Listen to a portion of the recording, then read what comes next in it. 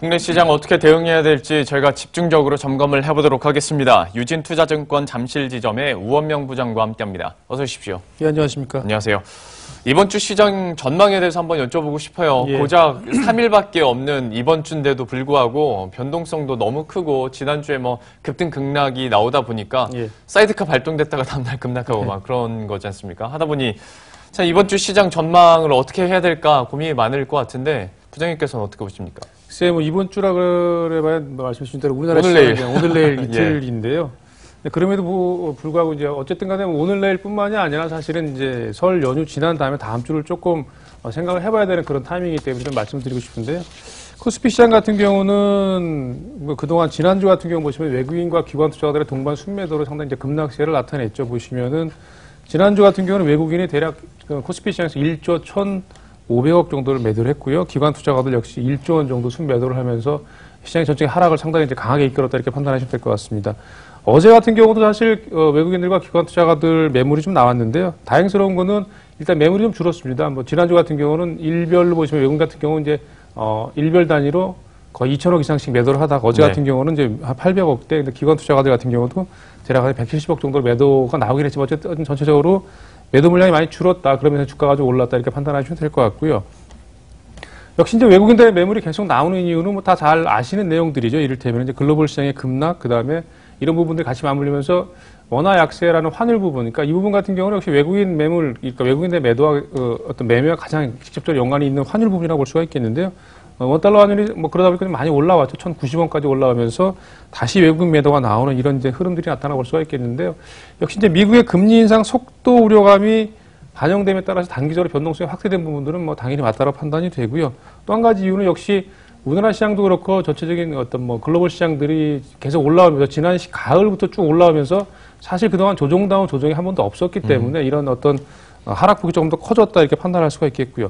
다만 역시 앞에서도 그 이하영 전문위원 말씀하신 것처럼 전체적으로 보시면은 기업들의 어떤 실적 부분이나 어떤 경기적 요인들의 어떤 훼손이 있는 건 아닙니다. 이제 그럼에도 불구하고 많이 빠진 이유는 어떤 단기적인 마찰적 요인에 따른 변동성 확대다 이렇게 판단해 볼 수가 있겠고요. 그렇기 때문에 전체적으로 보시면 업종이 구분 없는 전체적인 하락세를 마무리하고 나서 저는 개인적으로 어떤 이런 부분들 급락 같은 부분들은 좀 마무리될 가능성이 좀 있다라 판단이 되고 어제 같은 경우는 이제 미국 시장이 많이 올랐거든요. 이런 부분이 같이 연결된다고 볼 수가 있겠는데요.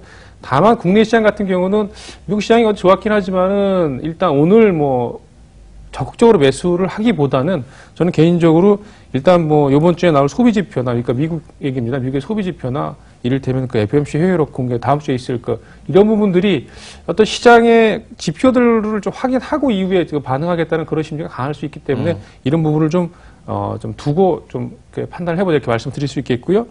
코스닥 시장도 말씀드릴게요. 코스닥 시장 같은 경우도 역시 지난주 같은 경우 뭐 외국인들이 많이 팔아서 6,300억 정도 매도가 나오면서 상당히 이제 강하게 하락을 이끌었는데요.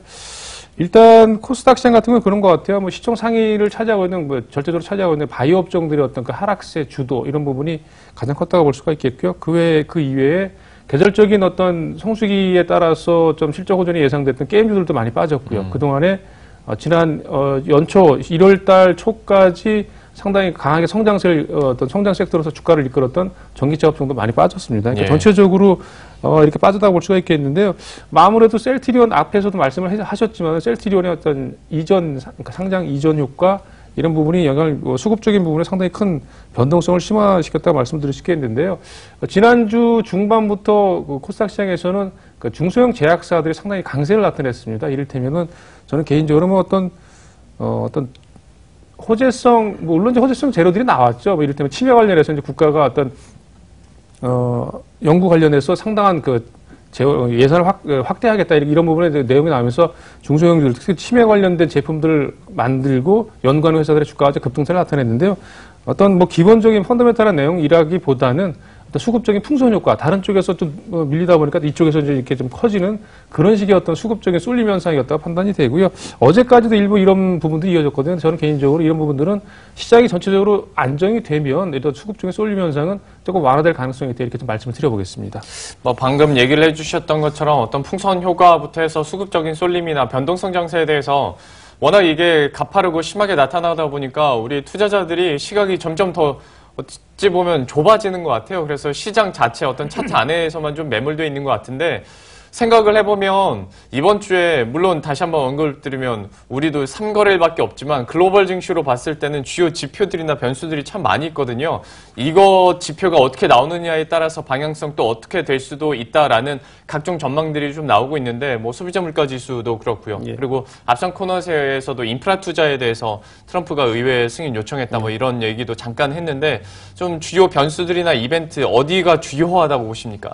일단은 뭐 가장 중요한 게 뭐 어제 지금 말씀해 주신 대로 이제 인프라 투자 관련돼서 내용들이 나왔는데 이 부분 같은 경우는 뭐 이미 예정이 돼 있던 거죠. 뭐 새로운 얘기는 아니고요. 그렇기 때문에 국내 시장에 미치는 영향 같은 경우는 뭐 조금 제한적일 걸로 판단이 되는데 그럼에도 불구하고 어쨌든 간에 전체적으로 어떤 그 굴뚝 산업에 대한 인프라 투자 관련된 부분들 국내 기업들 뭐 연관된 기업들이 있죠. 뭐 두산인프라코아 같은 종목들 대표적으로 또 둘 수가 있겠고 이 연관돼서 하여튼 심리적으로는 상당히 긍정적인 영향을 미칠 걸로 판단이 됩니다. 보시면은 해외 그 이벤트 관련해서 지표나 실적 같은 경우 보시면은 일단 뭐 잘 아시는 것처럼 국내도 마찬가지로 15일부터 20일까지 이제 중국의 춘절이 시작이 됩니다. 뭐 그동안에 사실 중국 춘절 관련해서 뭐 그 관련된 기대감으로 인해서 주가가 뭐 사실 많이 오르지 못했지만 어쨌든 간에 이런 부분들은 이런 기간이 끝나고 나면 주가의 어떤 조정 빌미가 될 수 있다는 부분들은 조금 염두를 하시는 게 맞다고 판단이 되고요. 그 다음에 14일 날, 미국 시간 14일 날, 1월 달 소비자 물가 지수가 발표 예정이 되어 있습니다. 미국에서. 예상치는 일단 2.0 정도 증가할 걸로 예상이 되는데요.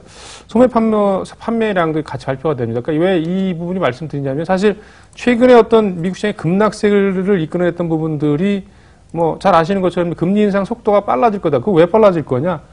인플레이션, 물가가 예상보다 많이 올라간다. 그러니까 경기가 좋아진다. 이런 수치 때문에 사실은 주가가 좀 많이 빠지는 그런 빌미가 됐던 거거든요. 그렇기 때문에 경우에 따라서는 말씀드린 어떤 예상치보다 말이죠. 소비자 물가 지수가 더 조금 오르는 그런 지표가 나온다고 친다면 주식시장에는 앞서 말씀드린 대로 조금 좋지 않은 영향을 미칠 가능성이 있기 때문에 그러니까 이런 부분을 좀 체크를 하시는 게 맞다고 판단이 되고요. 그 다음에 일본과 유럽의 어떤 4분기 경제성 GDP 성장률 발표가 예정이 되어 있는데요. 이 부분 같은 경우는 시장 예상치와 크게 다르지 않게 나올 거다. 이렇게 좀 정리 좀 하겠습니다. 예. 주요 포인트들 짚어봤고요. 마지막으로 이번 주 시장 전략 좀 종합해서 한번 소개를 해주시죠. 글쎄요, 뭐 오늘 보시면 이틀밖에 안 남아 있지만 말씀드린 대로 저는 뭐 개인적으로 이제 금리 상승이 조금 기대가 예정이 되어 있는 이런 상황에서 이를테면 투자 유망한 업종군 관련해서 말씀을 드리고 싶은데요. 잘 아시는 것처럼 이제 미국 금리가 예상보다 좀 빨라질 거라는 건 기정은 사실화됐죠. 그렇기 때문에 이런 상황에서 이제 금리가 급등하게 되면은 인플레이션 가속화 가능성 이런 부분의 시장 흐름을 좀 예상을 할 수가 있겠고 그와 연관돼서 역시 앞으로 시장은 과거에 이제 저금리 하에서 어떤 유동성 시장 국면에서 인플레 국면 시장으로 좀 바뀌기 때문에 이런 부분에 대응이 좀 필요하다고 말씀을 드릴 수 있겠고요. 그런 측면에서 일단 가장 최선호 업종은 역시 은행 업종입니다. 네. 잘 아시는 것처럼 당연히 금리가 올라가면 예대마진 확대가 되면서 실적이 증가하겠죠. 그런 부분도 있고 또 한 가지 같은 경우는 실적이 좋아지는 그 어떤 그 흐름이 여타 다른 업종 대비 상대적으로 높아질 가능성이 상당히 더 크기 때문에 은행 업종, 특히 우리나라 같은 경우는 잘 아시는 뭐 대형 은행들이죠. KB은행이나 하나금융지주, 신한지주, 뭐 기업은행 이런 종목들 저는 개인적으로 아직까지 뭐 지금부터라도 상당히 관심을 가져야 되는 그런 국면으로 판단이 되고요. 또 한 가지 같은 경우는 인플레가 나타나게 되면 원자재 가격이 올라가게 되겠죠. 그러다 보면 역시 결론적으로 소재와 산업종 이런 부분에 대한 관심이 필요하다. 그래서 기본적으로 실적이 좀 같이 동반될 가능성이 있는 조선업종이나 항공업종, 특히 항공업종을 좀 긍정적으로 말씀드리고 싶고요. 그 다음에 이제 인플레를 해지를 가능할 수 있는 어떤 실물 자산과 연계된 업종, 이를테면 정유나 철강 업종들도 최근에 많이 빠졌기 때문에 특히 정유주들 같은 경우는 조금 더 긍정적으로 관심을 갖고 지켜보자 이렇게 말씀드리겠습니다.